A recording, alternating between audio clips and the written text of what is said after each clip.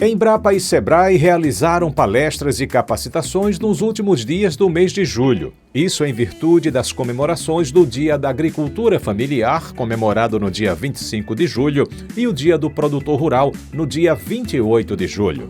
No Hora H do Agro Alagoas, desse programa, a gente vai mostrar a apresentação do professor doutor do Instituto de Ciências Atmosféricas da Universidade Federal de Alagoas, a UFAL, o Ricardo Amorim. Ele que abordou sobre o Super El Niño. Será que teremos um período de grande estiagem? Com os recursos tecnológicos de hoje, o agricultor familiar pode se preparar para enfrentar o fenômeno? Vamos assistir a palestra do Ricardo. O meu tema realmente ele traz uma certa preocupação, mas podemos minimizar isso, tá? Tem algumas fotos interessantes que eu gostaria que vocês observassem. Eu sou professor de meteorologia e já estou na academia há 29 anos e pela primeira vez peguei uma imagem tão bonita, mas uma imagem também preocupante, tá? Essa cor avermelhada que vocês estão vendo, ela não é normal quando se trata de água do Oceano Pacífico, tá? Na academia a gente chama isso de anomalia. Então, algumas figuras que eu vou mostrar aqui para vocês, o vermelho significa quente, o azul significa frio, tá certo? Então vocês imaginem essa imagem, ela foi tirada para um satélite que está a 35 mil quilômetros de altitude. E a imagem dela é perfeita. Nós temos 3 sistemas interligados, extremamente importantes. Os continentes, América do Sul, América do Norte e Austrália. E o Oceano Atlântico, Oceano Pacífico, melhor dizendo. Alguém pode perguntar, professor, quantos quilômetros em média nós temos da costa do Oceano Pacífico ao Nordeste brasileiro? Em torno de 4.500 quilômetros. E como é que essa coisa interfere na nossa vida, no nosso cotidiano? Isso é uma pergunta interessante. Professor, o que faz com que essa água aqueça? Tem várias hipóteses, mas nada ainda comprovado cientificamente, tá? Então nós temos que aprender a conviver ou com o El Niño ou com a Laninha. São 2 irmãos, tá certo? Por que chama de El Niño? Porque a intensidade máxima do El Niño ocorre próximo ao Natal. E os pescadores naquela época começaram a denominar como sendo o menino, a criança, porque era próximo do dia 25 de dezembro, próximo ao nascimento de Cristo. Por isso que ele é chamado de El Niño. Pasmem, o professor Cícero, que é historiador também, desde 1525 começaram as primeiras observações desse aquecimento na água do Pacífico. Aqui no Brasil, as primeiras observações, as primeiras investigações foram feitas a partir de 1950.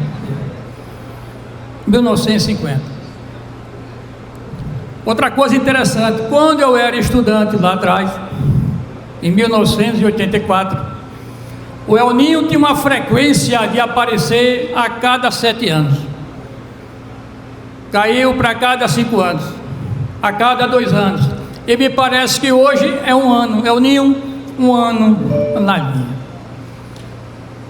Aí vem a pergunta, como é que o agricultor vai observar esse detalhe? Como é que vai ser? Esse ano nós temos uma expectativa de um evento extremo, ou El Niño extremo, que começa a partir de agosto e tem o ponto máximo lá em dezembro. Vocês observaram alguma mudança de chuva nesse mês? Foi para mais ou para menos?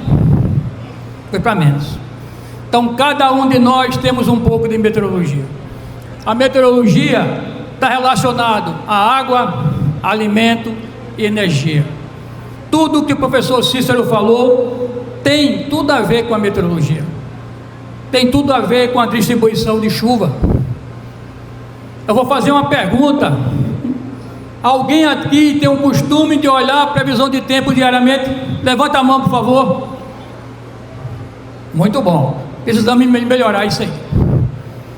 Nós não temos hábito de observar a previsão diariamente. Você vai na Ásia, você vai na Europa, eles só saem de casa quando vem a previsão do tempo. Isso é fundamental para quem trabalha no campo. E nós temos uma dificuldade muito grande quando meteorologista é a questão de obter os dados. Não temos dados suficientes. Esses dados devem ser publicados. Esses dados têm que ser disponibilizados. Foi uma dificuldade, vou mostrar uma figura para vocês, e foi uma dificuldade pegar esses dados. Tá? Como é que eu fazer um planejamento agrícola se eu tenho os dados? Nós temos 102 municípios no estado de Alagoas. Quantas estações meteorológicas nós temos no município? Você conta nos dedos. Como é que nós vamos fazer um planejamento agrícola desse jeito? Tá? Então, minha gente, observe ali aqueles números vermelhos. Eu peguei 2 anos de referência, 2015 e 2023. O vermelho caracteriza El Ninho, tá? Olha, ele foi de dezembro, janeiro, fevereiro a novembro, dezembro, janeiro. O ano todo com característica de El Ninho. O ano todo com o aumento de temperatura da água do Oceano Pacífico. Agora você observa, em 2016, ele continuou até abril, maio e junho. Como é que o agricultor faz o planejamento dele? Então eu vim aqui para alertar vocês. Isso é um alerta. Nós temos que ter planejamento. Tá? Ó, se você buscar aqui 2023, a influência do El Ninho começou a partir de abril, maio e junho. Foi até abril, maio e junho do ano seguinte. Então o El Ninho, o aquecimento da água normal do Pacífico, ele não é somente de agosto a dezembro. Infelizmente, ele entra no ano seguinte. Isso vai atrapalhar a quantidade de água no solo? Vai. Isso vai atrapalhar os recursos hídricos? Vai. Então nós temos que ter um planejamento em relação a isso, tá?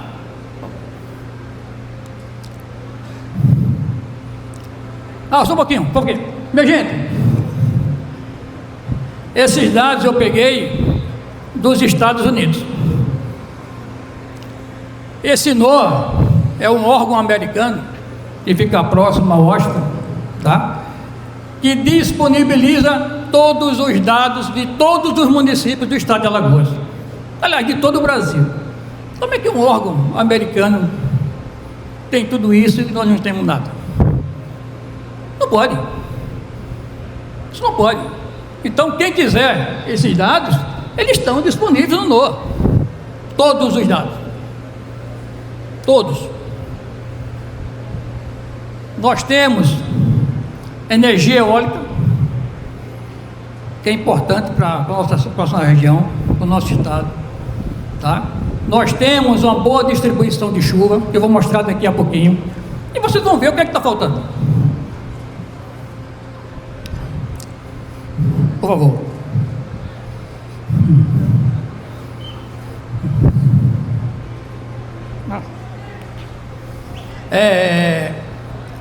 Genericamente falando, o El Ninho, ele influencia diretamente na redução das chuvas, calor extremo, risco de apagões, queimadas e inundações.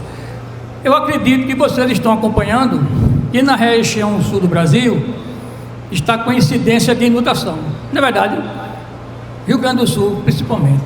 Então El Niño tem essa cara, é seca no Nordeste e chuva no Sul do Brasil, queimadas na região central do Brasil. Isso é sistemático, tá? Como é que ele vai sobreviver se o El Niño vai ter um pico máximo em dezembro? O que nós vamos fazer para isso? Para melhorar essa situação? Tem que ter planejamento, tá? Olha só, hoje 81% de chance desse El Niño, dessa anomalia na água do Pacífico se concretizar. 81%. É um valor considerável. Quem gosta de estatística, é um valor considerável, tá? E que esse evento vire um extremo é de 37% somente. Então é ficar sistematicamente de olho no que vai acontecer. Isso é um fato. O professor Cícero mostrou, né, os produtos agrícolas que nós temos disponíveis no estado. Tudo isso depende de água. Tudo isso depende de uma boa distribuição de chuva. A gente não pode fugir dessa realidade. Tá certo? Minha gente, o celular hoje, todos têm um celular. Se vocês chegarem no YouTube e colocar assim, uma busca, El Niño, vocês vão ver quantas informações nós temos lá disponíveis. Mas tem que ter um cuidado. Tem que saber filtrar essas informações. Infelizmente, acontece isso. Teve um cidadão que ele fez uma comparação do El Niño que ocorreu em 1877 com o que está ocorrendo hoje, e isso nas redes sociais, tá? No YouTube, e falou, naquela época, fome extrema, principalmente na Índia, África e China. Minha gente, isso foi em 1877, era outra realidade. Você não tinha informações consistentes, né? Hoje nós temos um aparato tecnológico muito bom. Eu não vou falar para vocês que a gente pode acabar com isso, não. Nós podemos minimizar, podemos trabalhar e minimizar o que pode vir a acontecer, tá? Outro detalhe interessante, para a gente não ficar só pensando aqui em coisa ruim, tá? Nesse El Niño de 2023, que teve uma influência em 2024, teve um diferencial. Na água do Oceano Atlântico também aqueceu um pouco. Como aqueceu também um pouco, nós tivemos chuvas no Nordeste brasileiro. Menos mal, tá? Mas será que nós só temos o El Niño? Não, nós temos outros fatores que influenciam as chuvas no Nordeste brasileiro. São pelo menos 6 ou 7 que influenciam. E eles têm uma certa frequência durante o ano. É isso que o meteorologista faz. É buscar onde esses sistemas, eles têm a gênese e como eles se dissipam. Tudo através de foto ou imagem de satélite, ou radar meteorológico, tá? Então nós conseguimos fazer isso, tá certo? Essa é uma provocação que eu gostaria que vocês refletissem sobre isso. Será que os agricultores, as indústrias, os governos estão preparados para essa nova realidade? Eu não sei. Eu não vou entrar aqui no mérito da mandioca. Se tiver alguém aqui que entenda mais, sonhe, durma, acorda com mandioca igual o Santiago, levanta a mão, por favor. Eu nunca vi um homem gostar tanto de mandioca quanto esse, né? Mas será que essa é a nossa realidade? Então, minha gente,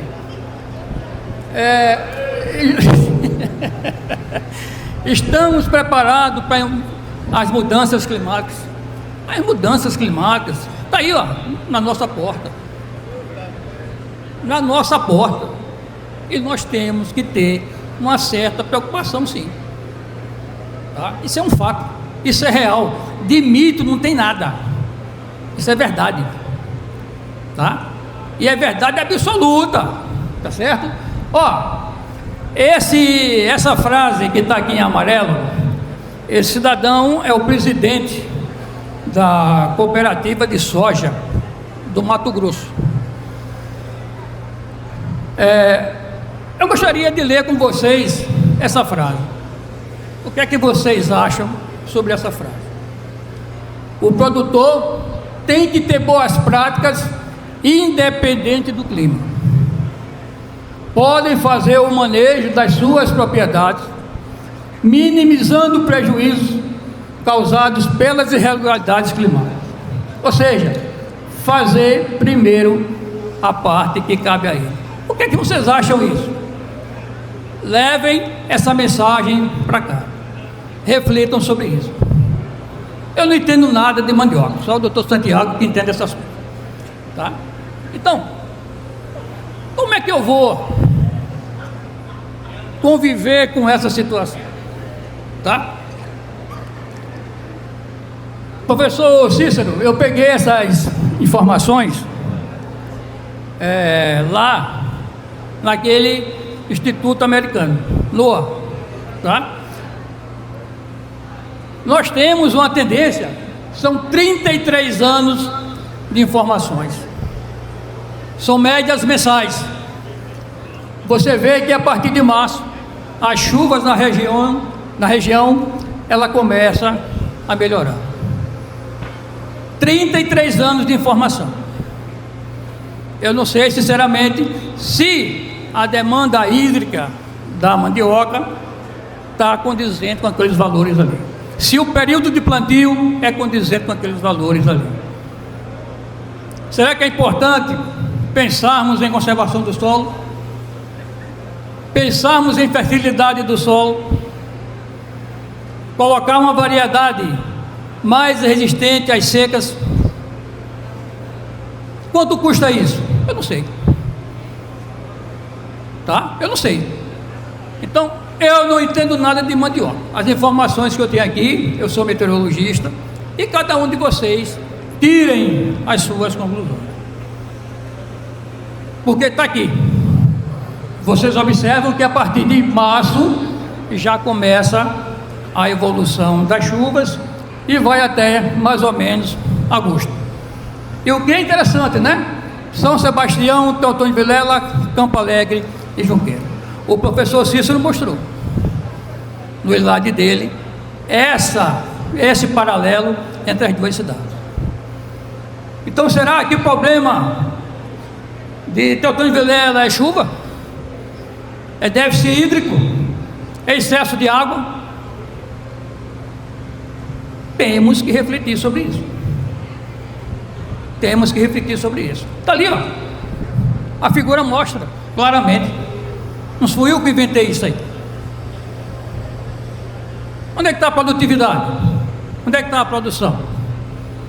Tá? Então, nós temos que trabalhar em cima dessa hipótese. Olha essa figura, 43 anos.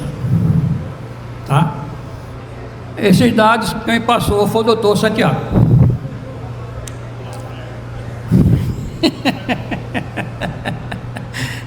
Minha gente, eu fiz ali 2015 e 2023, nós tivemos evento El Ninho, o mesmo que está em evidência hoje. O mesmo que está em evidência hoje. Olha quanto foi o valor de chuva anual em 2015 para Teotônio de Vilela, 961,5 milímetros.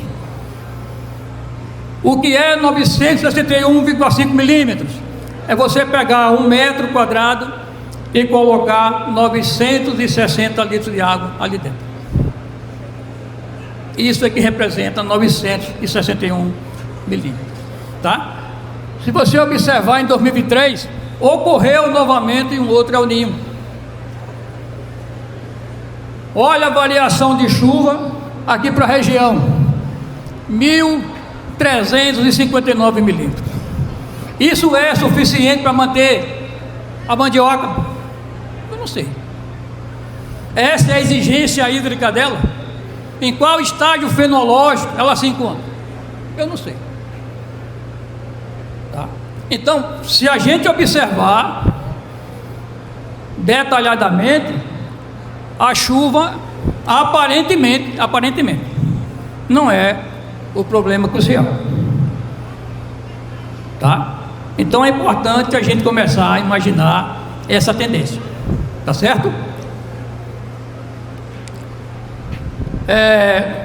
A Secretaria de Meio Ambiente e Recursos Hídricos, que é um órgão do Estado, eles fazem o monitoramento de secas em todo o estado de Alagoas. Aqui, ó, em Teotônio Vilela, nós estamos sem seca rotativa. O que danado é sem seca rotativa? Porque isso pode progredir para uma seca moderada ou uma seca extrema. Quem vai dizer isso é como o El Ninho vai evoluir daqui para frente, a partir de agosto até dezembro. Tá? Então, isso é atualizado. Esse mapa onde se encontra ali Teotônio Vilela, ele é atualizado. Tá bom? Essa é a atual situação em termos de chuva aqui para a região. Você observa ali, ó, em torno de 160 a 200 milímetros. Isso é bom para a mandioca? No estágio que ela se encontra é bom. Tá? Se você observar a próxima figura, ela é válida para agosto, setembro e outubro. Olha a variação de chuva ali no estado de Alagoas, em torno de 200 a 300 milímetros, ou seja, 300 litros de água por metro quadrado. Tá? É um alerta. Isso é um alerta. No sul do Brasil, você tem chuvas, né? Lá no norte, Amazônia, também você tem chuva, mas na região nordeste há um déficit de água considerável. Tá certo? Uma coisa que eu fiquei impressionado, para acabar minha fala, eu fiz questão de colocar esse slide. O que pode ser utilizado com amido, com a fécula, eu nem sei se o nome é isso. Eu vi no carro quando eu estava vindo com eles para cá, que eles só falavam em mandioca. Tá? Olha a quantidade que nós podemos observar na indústria farmacêutica, na indústria de cosméticos, na indústria alimentícia, na indústria de papel, indústria têxtil, de adesivo, bioplástico, biocombustível, química e animal. Tudo isso com derivado da mandioca. Eu confesso que eu não sabia. Por isso que eu fiz questão de colocar esses lados. Eu não sabia do potencial da mandioca, o que ela pode ser conivente, pode entrar no mercado brasileiro. Minha gente, é muita coisa. É muita coisa. Tá? Então esse material vai ficar disponível. Se vocês quiserem alguma dúvida, podem ligar ou podem mandar uma mensagem que a gente volta a conversar, tá? A universidade, o professor Cícero sabe disso, estamos sempre à disposição para ajudar. Vai ficar disponível aonde? Vai ficar disponível aonde? Tá. Tá. Minha gente, estou à disposição, qualquer coisa. Muito obrigado pelo convite, tá? E parabéns aos organizadores pelo evento. Ele não ia chegar aqui e dar uma aula de dinâmica da atmosfera, dar uma aula da dinâmica do oceano, tá? Foi só uma explanação geral e que sirva de alerta para todos vocês que trabalham nessa área, tá? E parabéns a todos os agricultores. Um abraço a todos. Tá, então você assistiu à apresentação do professor doutor do Instituto de Ciências Atmosféricas da Universidade Federal de Alagoas, o Ricardo Amorim. Ele que abordou sobre o Super El Ninho. Hora H do Agro Alagoas. Oferecimento Sebrae, a força do empreendedor brasileiro. Até o próximo programa. Até lá. Tchau, tchau.